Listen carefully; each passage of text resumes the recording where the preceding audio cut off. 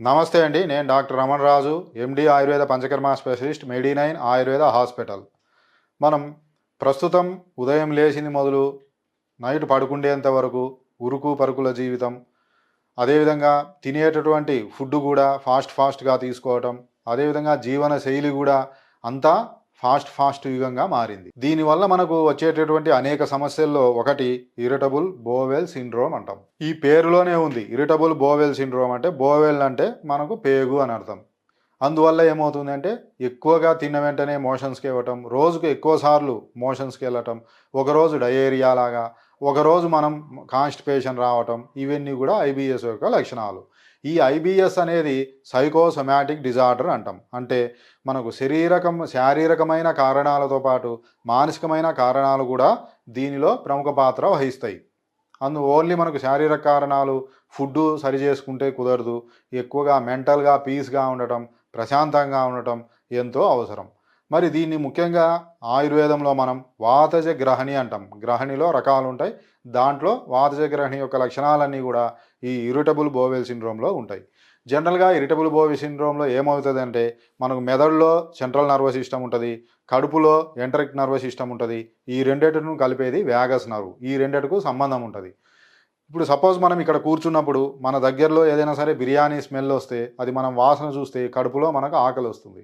అదే మనం ఎవరైనా సరే బాధల్లో ఉన్నప్పుడు మనకు ఆకలి తగ్గిపోతుంది. కాబట్టి మనకు మనసుకు కడుపుకు సంబంధం ఉంటుంది.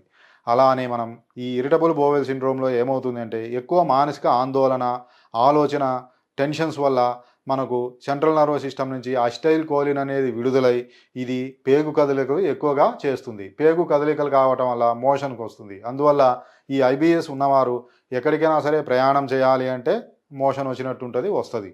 అదేవిధంగా తిన్న వెంటనే మోషన్కి వెళ్ళాలి, తాగిన వెంటనే మోషన్కి వెళ్ళాలి, ఏదైనా టెన్షన్ పన్నా కూడా మోషన్కి వెళ్ళాలి. ఇలా పెద్ద సమస్యగా వీళ్ళకి మిగులుతుంది. ఎక్కడైనా సరే జర్నీ చేయాలంటే చాలా కష్టం. ముఖ్యంగా పబ్లిక్ ట్రాన్స్పోర్ట్లో ఎక్కడికైనా వెళ్ళాలంటే పెద్ద తలనొప్పి.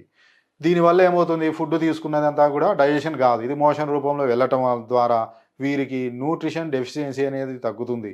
అందువల్ల ముఖ్యంగా ఈ సమస్య ఉన్నవారికి B12 తగ్గడం, కాల్షియం తగ్గడం, విటమిన్ D తగ్గడం, ఇవన్నీ కూడా ఎక్కువగా చూస్తుంటాం. మోషన్కి ఎక్కువ వెళ్ళటం ద్వారా మనకు యానల్ కెనాల్ పైన ఎక్కువ ఒత్తిడి పడటం వల్ల వీళ్ళకు పైల్స్, ఫిస్టులా ఇవన్నీ కూడా ఎక్కువగా వచ్చే సమస్య ఉంటుంది. కాబట్టి దీనికి ముఖ్యంగా మనం ఆయుర్వేదంలో చక్కటి పరిష్కార మార్గాలు ఉన్నాయి. ముఖ్యంగా ఇంట్లో కూడా మనం బిల్వ లేదా మారేడుకాయ అని ఉంటుంది. మారేడుకాయ పచ్చిదాన్ని మనం పగలగొట్టి లోపల ఉండే గుజ్జును నీడలో ఎండించండి. దాన్ని పౌడర్ చేసి ఉదయం ఒక స్పూను, నైట్ ఒక స్పూను మజ్జిగతో తీసుకుంటే ఈ సమస్య తగ్గుతుంది. ఇంకా మనం దీన్ని ముఖ్యంగా పంచకర్మల్లో ఇది సైకోసొమాటిక్ డిజార్డర్ అన్నాం. టెన్షన్ తగ్గి ఇంకా మనకు సెంట్రల్ నర్వస్ సిస్టమ్ ఎక్కువగా ఓవర్గా యాక్టివ్ కాకుండా ధార అని ఉంటుంది, పడుకోబెట్టి శిరోధార అనేది చేస్తాం. అదేవిధంగా మనకు కొలాన్ థెరపీ, కొలానే కదా మనం ఎక్కువ సెన్సిటివ్గా ఉండేది. ఈ కొలాన్ థెరపీని తగ్గించడానికి పిచ్చావస్తి, తక్రవస్తి ఇలాంటి కొన్ని రకాల క్షీరవస్తి ఇలాంటి కొలాన్ థెరపీ ఉంటుంది. పంచకర్మ థెరపీల్లో ఈ రెండు ప్రముఖ పాత్ర వహిస్తాయి. వాటితో పాటు మనకు ఆయుర్వేద మెడిసిన్స్లో చిరుబిల్వాది కషాయం అని, ఇంకా మనం జనరల్గా సుకుమార కషాయం అని, కుటజ గణవటి అని, బిల్వాది లేహ్యం అని ఇలా మందులు ఉంటాయి. ఇవన్నీ వాడితే మనకు ఈ ఐబిఎస్ అనేది పెద్ద కష్టమేం కాదు, మనకు తగ్గుతుంది. మరి ఒక్కసారి మీరు మెడి9 ఆయుర్వేద హాస్పిటల్ను సంప్రదించండి. ఈ అన్ని రకాల చికిత్సలు, పంచకర్మ చికిత్సలు మన దగ్గర అందుబాటులో ఉన్నాయి.